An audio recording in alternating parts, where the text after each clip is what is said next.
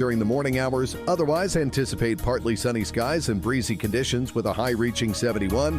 Friday night will bring mainly clear skies and a low of 60. I'm meteorologist Jason Caterina on AM 560, The Answer. Get the latest weather, traffic, and news updates online at 560theanswer.com. Now, from the Signature Bank Studios, this hour of the Shaun Thompson Show is sponsored exclusively by DonleyAuctions.com. They need your guns. Sell for top dollar. DonleyAuctions.com. I love America. I love the Constitution. I love the First Amendment. I want to carry and all guns. I love property. And let me tell you something. If you care about your country, read Ludwig von Mises and the 6 lessons of the Austrian Economic School, motherfuckers. From the streets of Melrose Park to the trading floor of the Merc, he's fought for every dollar he's ever earned. And now, with personal liberty and our system of capitalism under assault in America, he's here to seize back our rights from the government. With a cigar in one hand and a copy of the Declaration of Independence in the other, he's Shaun Thompson. And this is the Shaun Thompson Show. Some folks are born made to wave the flag. So if you've been listening to the show for a while, you understand I only interview people who I believe pay tribute and homage to the principles of the country. Renaissance men, successes in different arenas, and veterans. Well, my next guest is all of those things. And it's hard to introduce him because decorated combat veteran, dynamic leader, whether it's in the military or the boardroom. And when you take a look at what he's done with his military service, he's received 18 major awards and decorations. Legion of Merit, twice, and a Bronze Star for combat leadership. So to talk about business and the rest of it is something else that you have to keep in mind. Only 1%, they think 1% is earnings. That's not true. Less than 1% of Americans join the military. So my next guest is a true 1%er. Colonel Rob Maness, the new book, What You Can Do About It, Taking Real Action Against Corruption, Radicalism, and the Moral Decay to Save America. It's out now. How are you, Colonel? I'm great, Shaun. Thank you so much for having me on. Well, I love having you on because it's exactly the opposite of what we're used to hearing, right? I mean, when you turn on the boob tube, as it was commonly referred to in my house, you see different variations of communism and collectivism and slavery and servitude of citizens who are really helpless in the face of government corruption, especially where Democrats are. I mean, it's repulsive to be a Chicagoan, to be from Illinois, to be from Crook County. And when you hear them run for election, they're basically running against the very policies that they supported when they got elected the first time. So it's really nauseating to see it. So please tell the audience, what the hell can we do about it when the government's the corrupt one? Well, what you can do about it is not rely on the dang government to get us out of it. We have to rely on ourselves. You know, you've heard this tired phrase many times, the cavalry's not coming because you're the cavalry, man. I mean, we're it. That's why after I retired from the Air Force, just 2 years out of the Air Force, I spent my whole life growing up when my dad was in the Air Force, then 30-plus years in my own career. 2 years out, I was looking around and veterans were asking me, sir, run for office. This guy, Bill Cassidy, is being put up by the feckless Republican Party, and he's a Democrat donor of Mary Landrieu's. That's why I ran against those two in 2014 in Louisiana, because we all as a group asked the question, well, what can we do about it? Well, we can take action. We can raise money, and we can get our message out and take this fight on full bore. And that's the way I've lived my life. As I've gone through life, I've watched things happen, and I've participated in a lot of the interesting events. You mentioned a couple of things, outcomes of my career. But the bottom line, Shaun, is you got to ask the question, well, what can I do about it? That's the most common question I've ever gotten, whether I was leading a two-man team in explosive ordnance disposal as an enlisted guy, or as a squadron commander or wing commander talking to my troops, or leading a civilian town hall as a commander, or in politics in a town hall running for office. When I'm talking about an issue, invariably the real American asks the question, well, what can I do about it? Isn't that truly American? The individual, that's the way we are. And that's what I write about in the book. I use stories from my life growing up and in the Air Force and in politics afterward and in business that I've done to teach people how to look at situations, ask that question, define that question. What is the it that's making you mad that you want to take action on? And then do what the leftists do. Out-organize them, out-fundraise them, and out-advocate them. We don't do that well, we Americans that believe in things like the Declaration of Independence.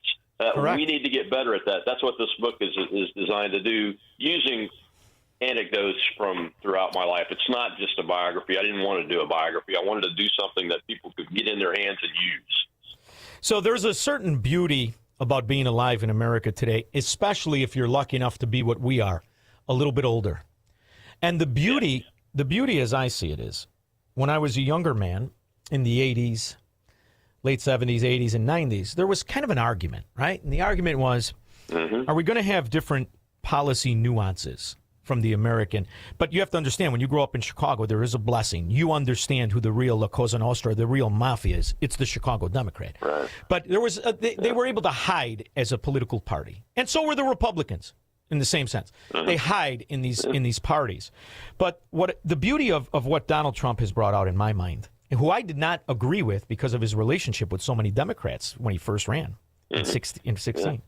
But the beauty of what he has exposed is when you see an empty room of Democrats as we're discussing important topics, whether COVID was man-made and financed by the American government in a lab in Wuhan, or whether the policies in Minnesota that were created because of COVID were created to be stolen by the Somalian pirates. And not one Democrat, think about what we're talking about here, not one elected congressman or senator cares, was in the room, has decried for our money to be returned to us. So what Donald Trump really exposed is the enemy within, the ideological communist that fought on the side of the enemy that we fought in World War II, in World War I, in Vietnam, in the war that you were in the Middle East. I mean, what we're living with, and the beauty of what we have to recognize is there are traitors to our country that are posed as a political party. So at this point, I think what we need to do is figure out how to use the blessings in that Constitution to have the people who are trapped in these very small areas, because it really is a small amount of Americans. I don't believe it's 50%. I just believe what you said. They're better at organizing. And I think it's time to take advantage of this. You know, Chicago, or in Illinois, 33 counties voted for secession. In Oregon, 13 counties voted for secession. Right now, 1 out of 25 Washingtonians want to secede from the areas that are communist held. So don't you think now we should take advantage of what you fought for? I mean, I don't know, because everybody's individual, but I would have to think 99% of guys who actually serve in the military out of that 1% of the population, not a one of them is fighting for communism.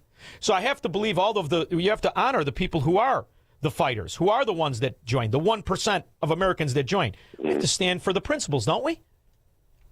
Oh, absolutely. I am all for using the tools available in the Constitution to do the things that need to be done to get our country back to that foundation of the Declaration and the law, which is the Constitution of the United States. You mentioned one of them, counties, gathering together and then petitioning for creation of another state out of that state. That's perfectly legal. Okay, yes. It's perfectly legal. This redistricting fight that's happening right now. Oh, you talk about, Shaun, you talk about identifying who the Republicans are that are on the other side.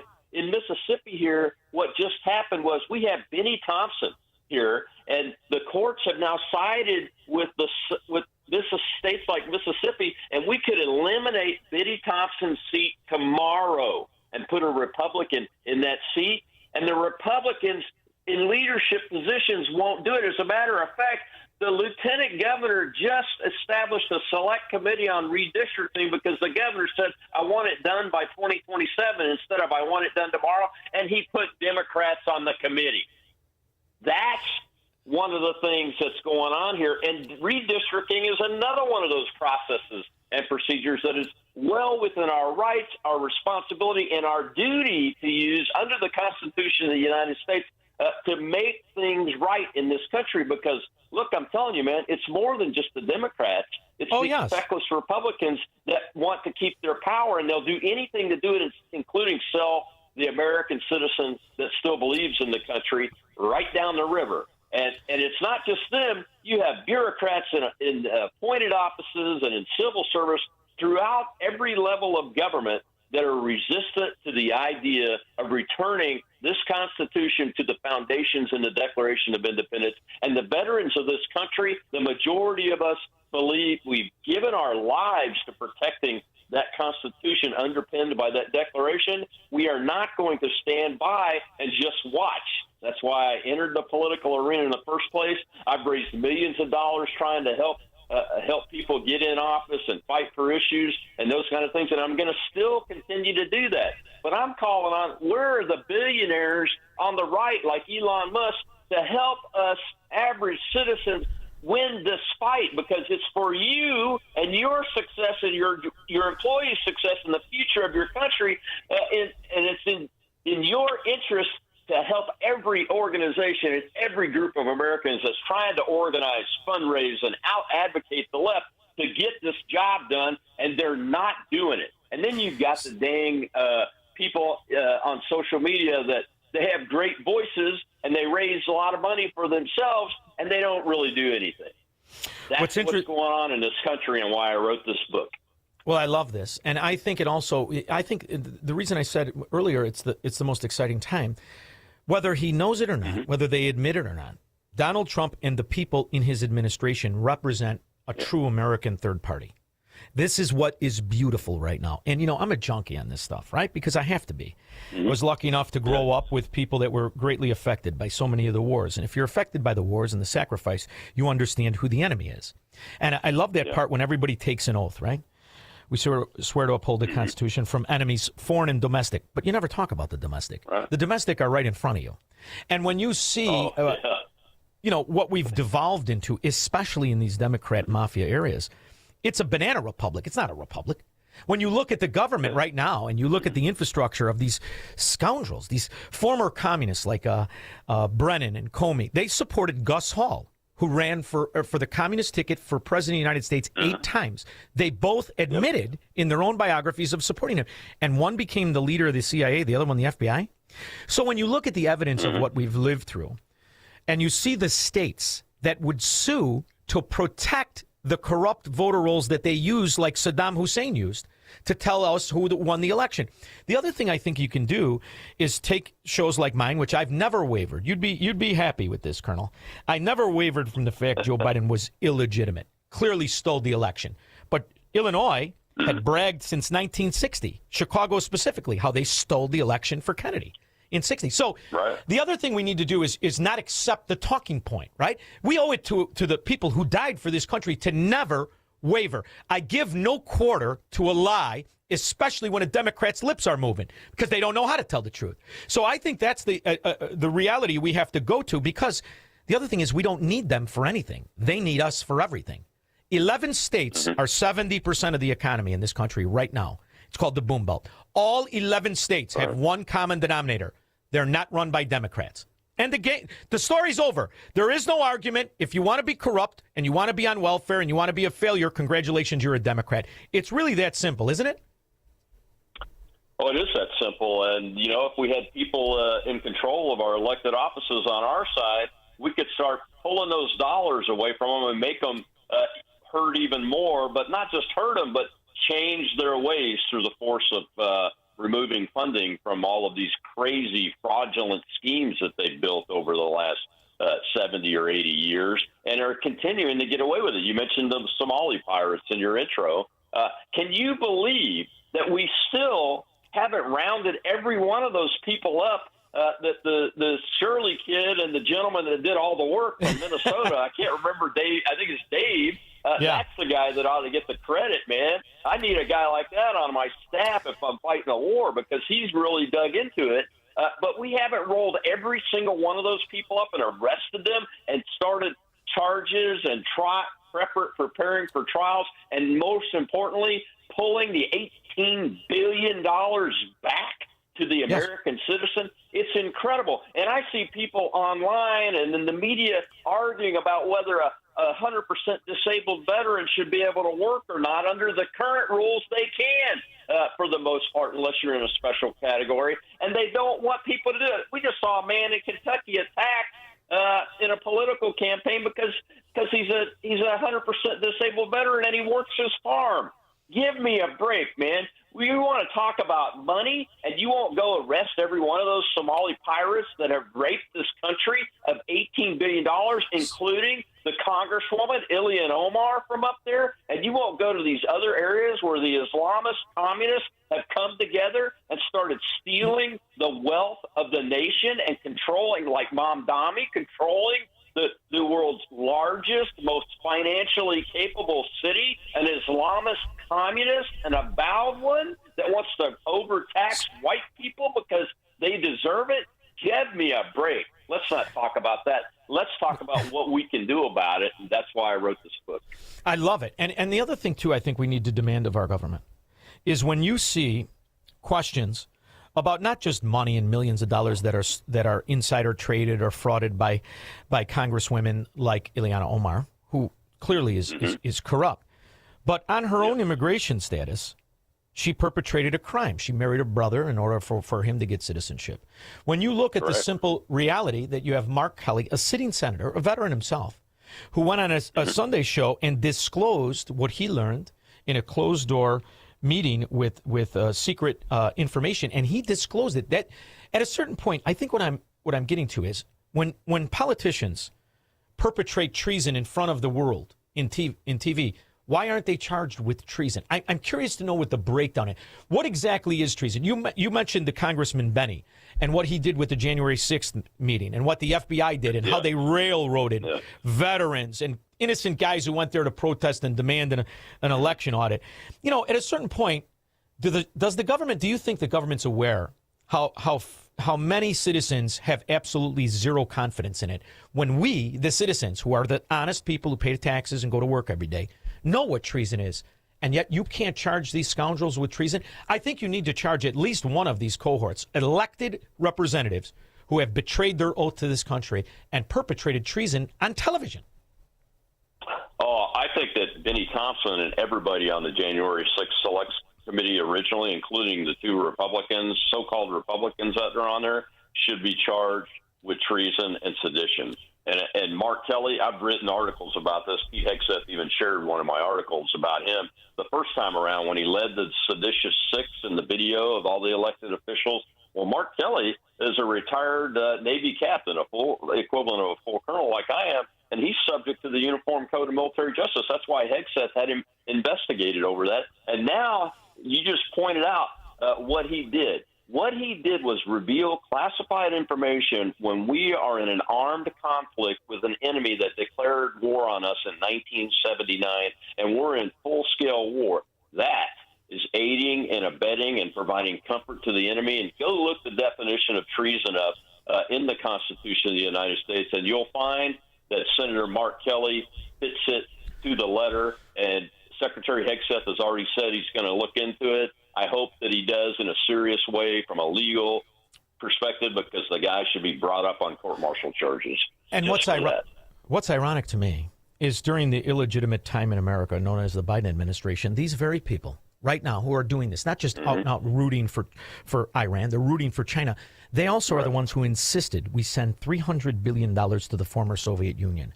Not only we send $300 billion to the former Soviet Union, we give them our weapons.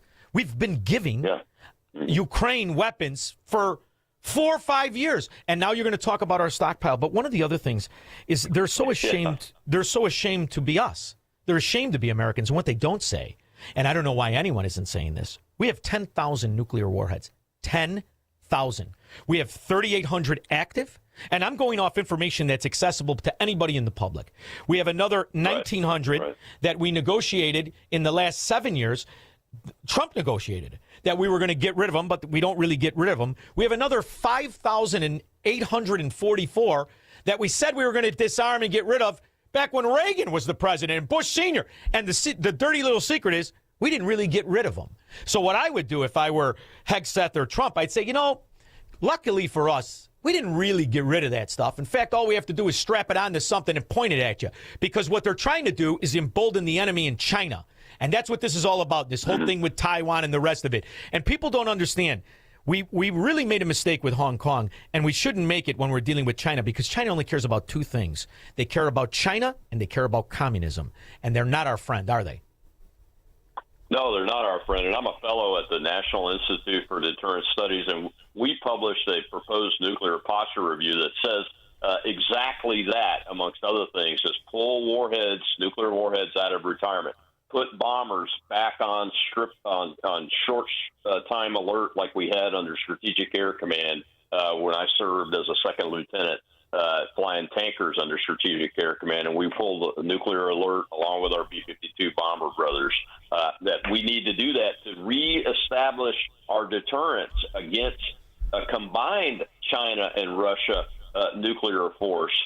Because that's the danger of ignoring China's rise in especially their military buildup and their global effort to outmaneuver the United States and the West and become the regional hegemon in places like South and Central America and the Gulf of America and the Caribbean, and the continent of Africa, and in the Southwest Asia, like in Afghanistan.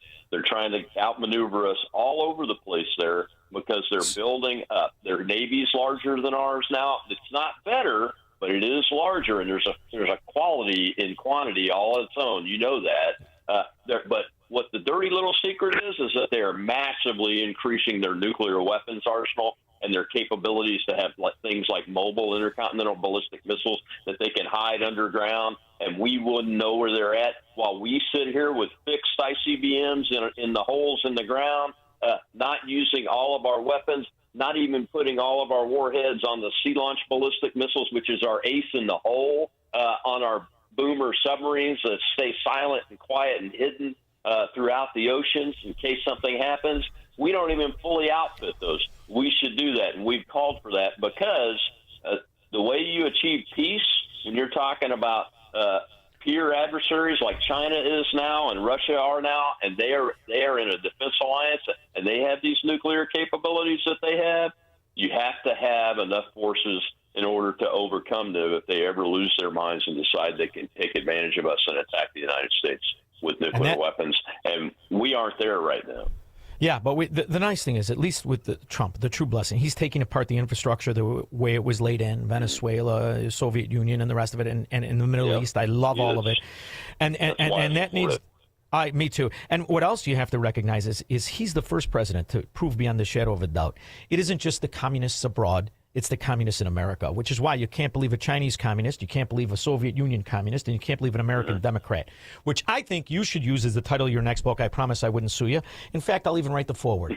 I can't. In the meantime, the new book is called What You Can Do About It. He is Colonel Rob Maness. Thanks for making time for me. I really appreciate your time, and more importantly, I appreciate that you took the time to write the book. I can't wait to go through it. Thank you. Well, thank you, Shaun, and God bless you, and God bless America. You too. Hopefully I'll get to shake your hand one day. Thanks for making time. We'll be back with your calls and comments. Call Shaun now. 312-642-5600. Rick Borick talks about the risk of being in the